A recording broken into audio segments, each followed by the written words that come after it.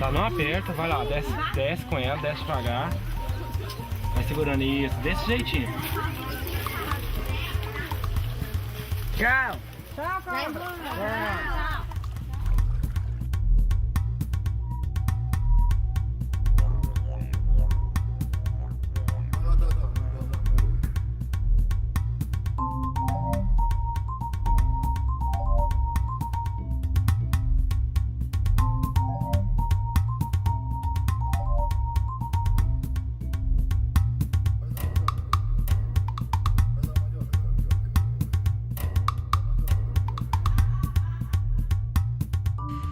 Então, gente, é o seguinte, infelizmente o homem moderno, ele está perdendo essas noções do sentido. Ele só cheira aquilo que é programado para ele sentir, para dar uma sensação X e Y, ele só vê aquilo. Ele tem uma hora para chegar em tal lugar e tem que sair correndo. Então, quando a gente vive num lugar assim, os nossos sentidos têm que estar atentos, né? Quando a gente começou lá fazendo o da percepção, quem viu mais de 15 objetos? Quantos?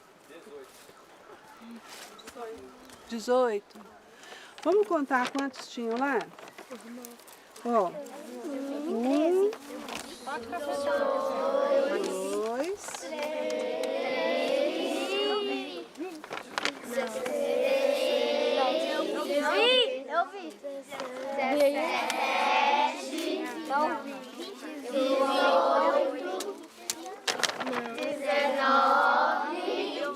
Eu vi. 20, não também. Você viu 20? Eu vi só um. Eu vi.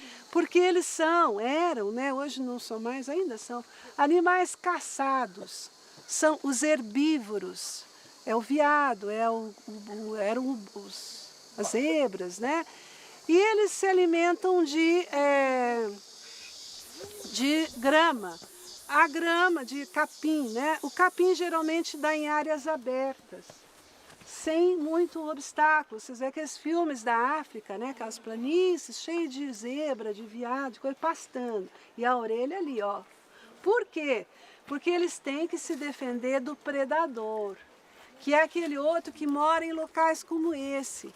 A visão do predador, geralmente o animal caçado tem orelha grande e ele enxerga em várias direções, porque ele está comendo, ele está percebendo tudo que está acontecendo. O animal caçador, ele tem um olhar que é um binóculo. A coruja, né? Você já virou de coruja, é assim, ó, né? Ele fixa e vai em cima. E ele se esconde. A zebra, o cavalo não se esconde, ele fica o dia inteiro pastando. Então, por isso, ele tem que ter uma audição muito desenvolvida. Então, vamos fazer o exercício da zebra aqui, que é fechar a mão. Fecha a mão, todo mundo assim, uma conchinha, certo?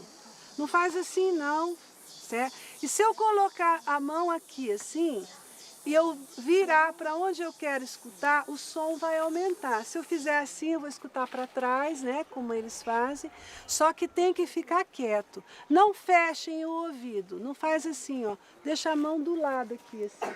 Todo mundo quieto, combinado? Vamos escutar.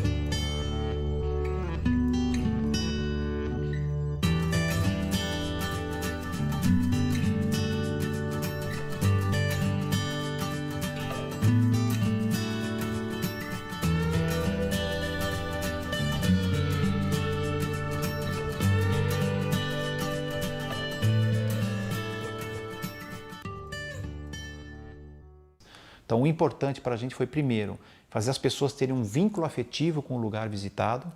A partir desse vínculo afetivo, você ter uma possibilidade de se preocupar com os destinos daquele lugar, para depois que você criou esse vínculo, voltar para o seu lugar de origem e falando, puxa, o que o meu lugar tem que não está igual a esse que eu gostei tanto? O que eu preciso fazer para aquele meu lugar ser tão bom quanto esse que eu visitei? E aí você retorna para a reflexão original que a gente estava interessado em fazer. Todo o trabalho é baseado em dinâmicas, jogos, atividades, brincadeiras. Então é uma coisa divertida e dinâmica, não é parada, não é discursiva. E o educador, ele seleciona um conjunto de atividades para aplicar na hora que está com o grupo. No entanto, ele é preparado a perceber o estado do grupo e modificar as atividades que ele planejou, né? Então, sempre funcionar de acordo com o grupo. Um profissional de educação ambiental, ele precisa planejar o roteiro da atividade para que você possa construir uma percepção. É muito difícil você mudar a sintonia de um aluno da cidade para uma percepção no ambiente natural. Se você não fizer uma sequência de atividades muito bem planejada, você não consegue fazer essa transposição.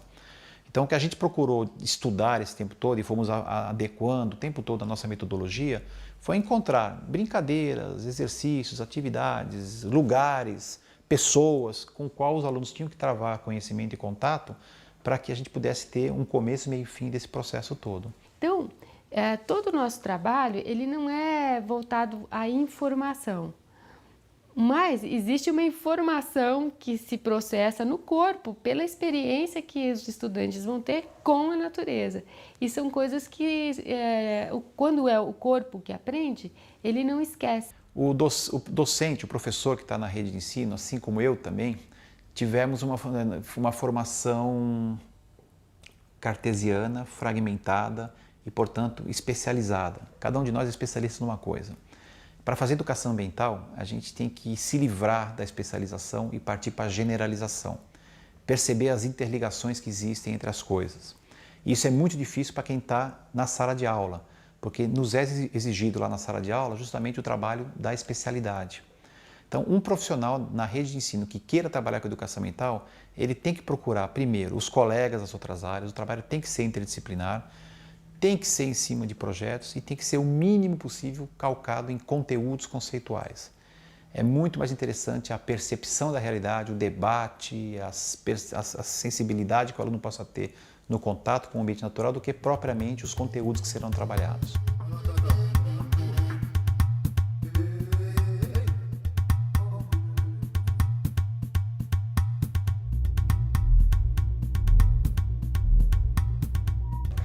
Certa vez eu fui contratado por uma escola para fazer um trabalho de acompanhamento de um grupo na Mata Atlântica e a missão minha e dos colegas, que a escola contratou para isso, era a seguinte: andar por uma trilha, subir um morro ali seguindo a Mata Atlântica e ao longo dessa trilha nós estaríamos explicando a Mata Atlântica para os alunos. Alunos de quinta série, sexta série, se não me engano, nessa faixa de ensino fundamental ali no começo do segundo ciclo.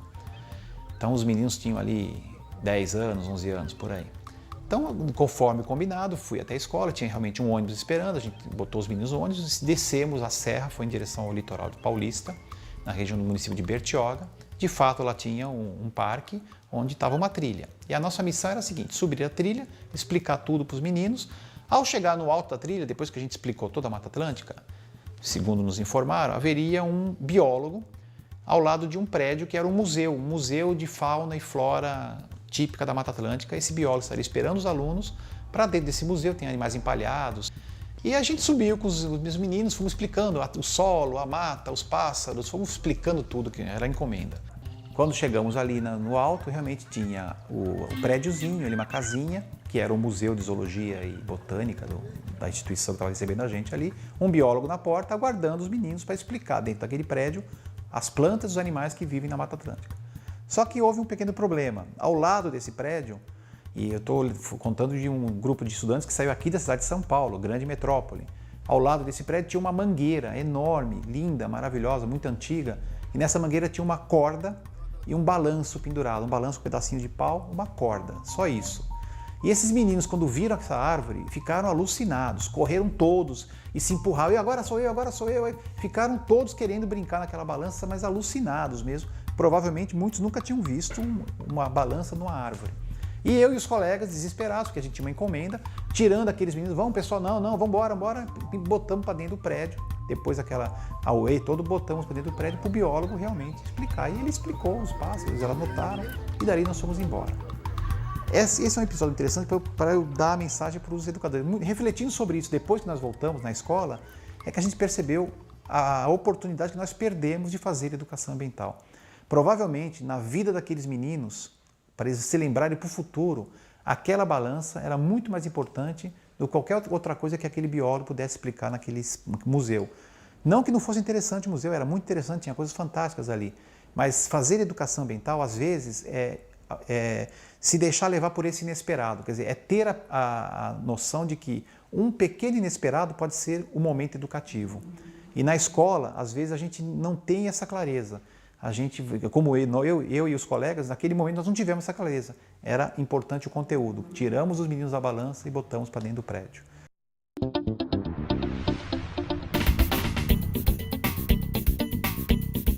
Uma outra forma muito tradicional do trabalho de educação ambiental é o trabalho com projetos, né? Então, que é uma forma diferente, até do ponto de vista de tempo e espaço na escola, né? Ou seja, ela mobiliza os alunos desde o início para uma escolha de tema, para algo sobre o qual eu quero aprender e quero trabalhar. E pode ser um projeto, sim, da minha área só, um projeto que tem a ver só com geografia, mesmo que eu tente pensar, e é importante de forma mais ampla, mas ele pode ser um projeto disciplinar. E o desejável é que ele seja um projeto que envolva, de novo, diferentes áreas do conhecimento para ser ampliador, né? Há sempre um produto ao final do trabalho que é comunicado aos demais. Então, é uma forma interessante de lidar com o recorte disciplinar, de mexer com a estrutura disciplinar da escola e romper com essa estrutura. Então, o projeto ele tem esta dificuldade, mas essa virtude também, né? De romper com a visão mais fragmentada do conhecimento, né? De envolver um tempo que é mais coletivo, que extrapola só o limite do tempo da sala de aula, que é interessante.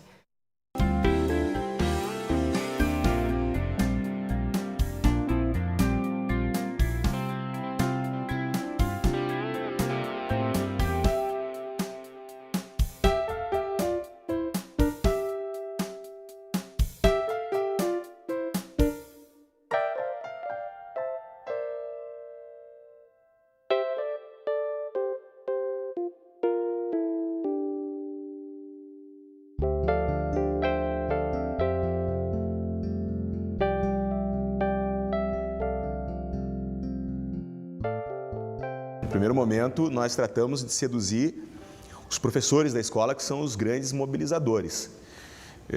Foram abordadas as questões relacionadas com lixo, os problemas ambientais relacionados com lixo, os problemas sociais relacionados com lixo, e aí os professores foram se engajando na proposta.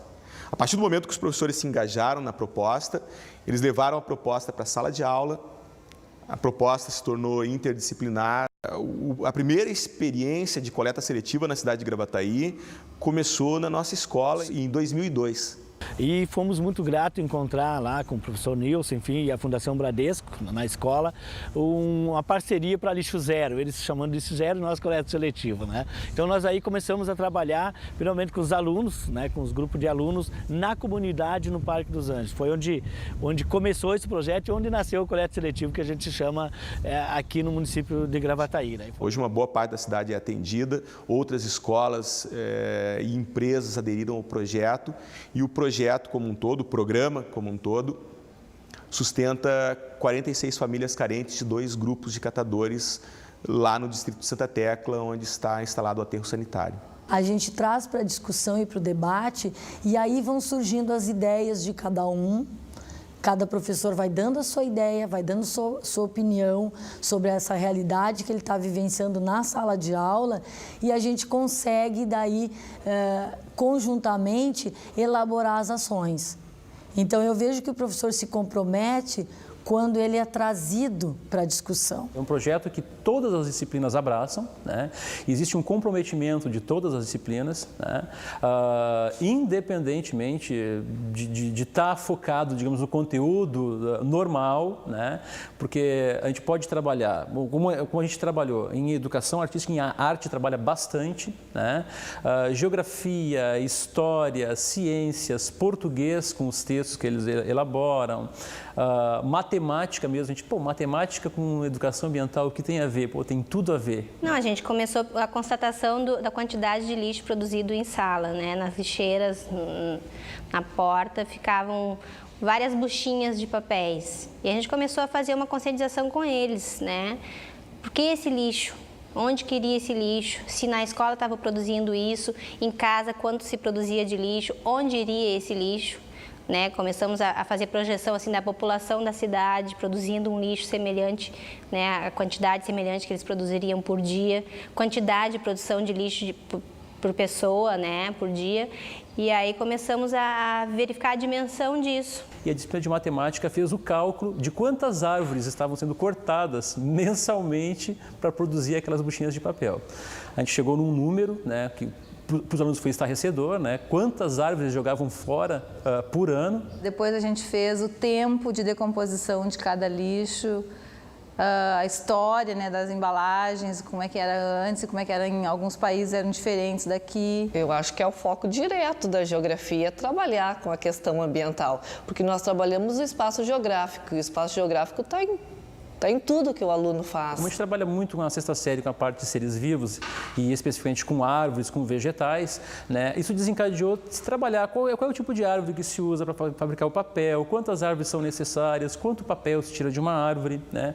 Toda a questão, digamos assim, do embate, digamos assim, que acontece no ambiente quando se corta uma árvore, qual é o tipo de árvore. Então, basicamente, a partir daí em relação ao papel. Claro que em relação ao lixo em si, a sujeira, se trabalhou bastante a questão das doenças, as doenças desencadeadas pelo lixo acumulado, né? Principalmente pelo lixo orgânico, inclusive o lixo orgânico também aqui na escola, no caso da merenda, ele serve para compostagem. No momento que a gente se envolve, o conteúdo passa a ser secundário. Porque o conteúdo vivido por eles no momento, a necessidade deles aprender tal conteúdo, que leva o conteúdo de matemática, no caso, né? Então, a gente não, no projeto, a gente não segue uma sequência de conteúdos pré-estabelecidos.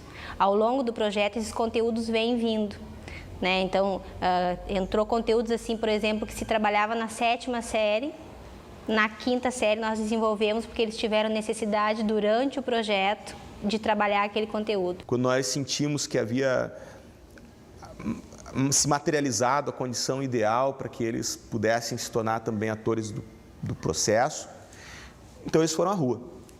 Eles saíram nas casas, a partir de materiais que eles próprios produziram em sala de aula, com os professores das diferentes disciplinas ou comigo mesmo, usaram esses materiais na comunidade. E nós saímos para eventos também. Isso foi uma coisa que foi bastante importante para a saúde do projeto, tanto a nível de relação com a comunidade, como a nível do sentimento que foi entronizado pelos alunos que estavam apoiando o projeto. Quando eles saíam para esses eventos, quando eles abordavam as pessoas, quando eles conversavam, quando eles explicavam a problemática ambiental, quando eles explicavam a problemática social que está relacionada com o lixo, quando elas diziam isso para os moradores adultos de Gravataí, eles se sentiam muito bem com isso. Eles se tornaram orgulhosos do programa, eles se sentiram donos do programa e, a partir de então, eles conseguiram fazer com que as pessoas que estavam na nossa volta, na comunidade, aderissem também e viessem contribuir com o seu resíduo para a coleta seletiva da escola. A escola se transformou num PEV, num posto de entrega voluntária do município aqui na região do Parque dos Anjos. Ecologia, quando ele chega em casa, ele só fala nisso. O rio está poluído, tem que tirar o lixo da rua, tem que reciclar. Fala muito nisso. E uma coisa que ele também fala é que esse material que ele traz ajuda outras famílias carentes, que ele também fala bastante, que ajuda não sei quantas famílias, às vezes ele diz um número. Eu não tinha esse hábito. Enchia o lixo, eu levava para frente e botava para o lixeiro. Daí eu comecei a juntar, e eu fui vendo que como a gente junta lixo, como a gente bota coisas fora, as pessoas estão bem conscientes, bastante pessoas estão fazendo isso. Até eu mesmo, perto de onde eu moro, eu conversando com os vizinhos, né? Ah, não coloquem fora, que a gente pode ajudar outras pessoas, né? Vamos juntar, vamos reciclar. Pô, a Patrulha Ambiental é um grupo muito legal que a gente tem aqui na escola.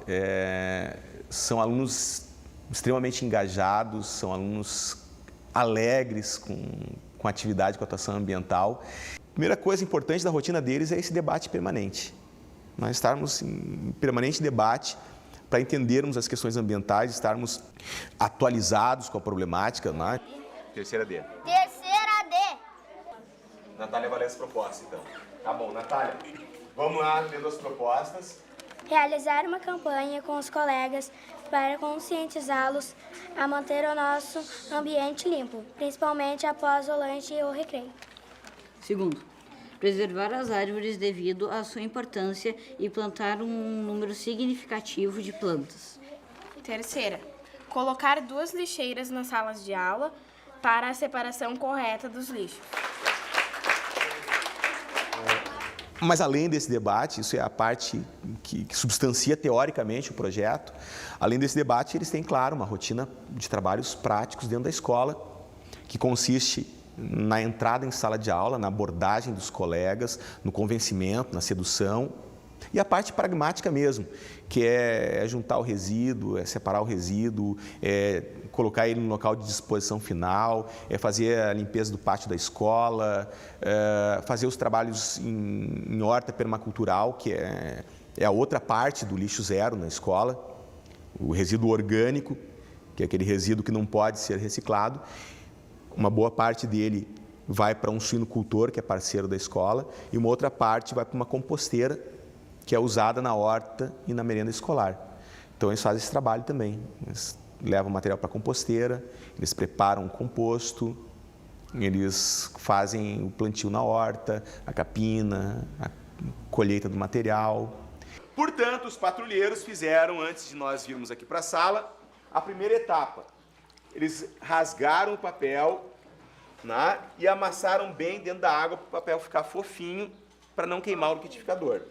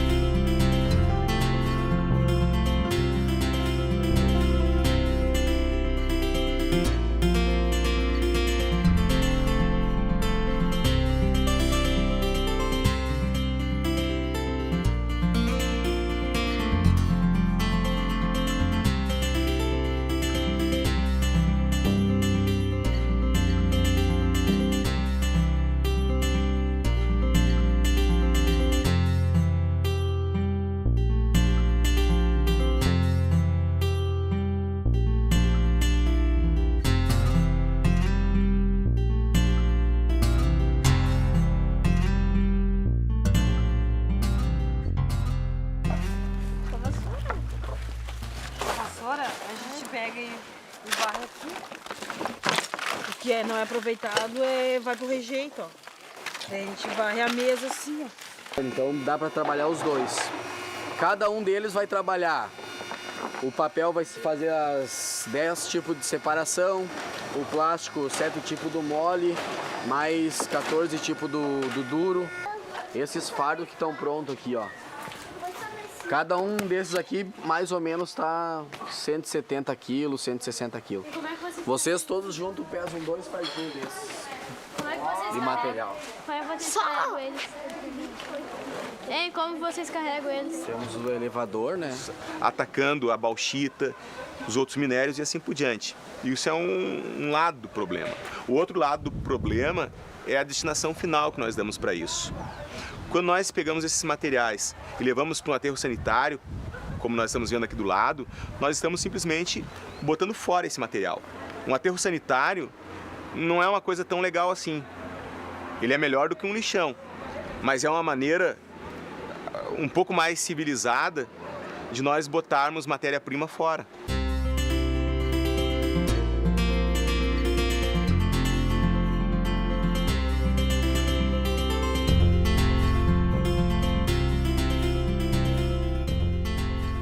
Nós tratamos de estreitar os laços com a comunidade de catadores. Nós temos 2 grupos.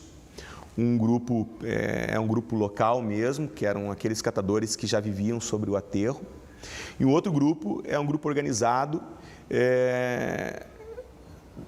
a nível nacional, que tem sede aqui no município de Gravataí. Nós trazemos essas pessoas, e inclusive os filhos delas, eles vêm para a escola, eles debatem com os nossos alunos, e nós vamos a cada 2 ou 3 meses visitar o local, conversar com eles, saber como é que está chegando o material, não apenas o nosso material, mas o material da comunidade, qual é a situação de vida deles, como é que estão os seus rendimentos, de que forma nós podemos melhorar o programa na escola. Não, o problema do lixo é o seguinte, não é que as pessoas não saibam o que fazer com ele, é que elas têm preguiça de separá-lo e botar ele para coleta seletiva. Por exemplo, você pode ir assim, e qualquer parte, você não vai ver um lixo separado para lixo orgânico e lixo seco. O que eu sinto? Assim, fazer parte da patrulha. Como assim, ser alguma pessoa da família. Patrulha. Tá ajudando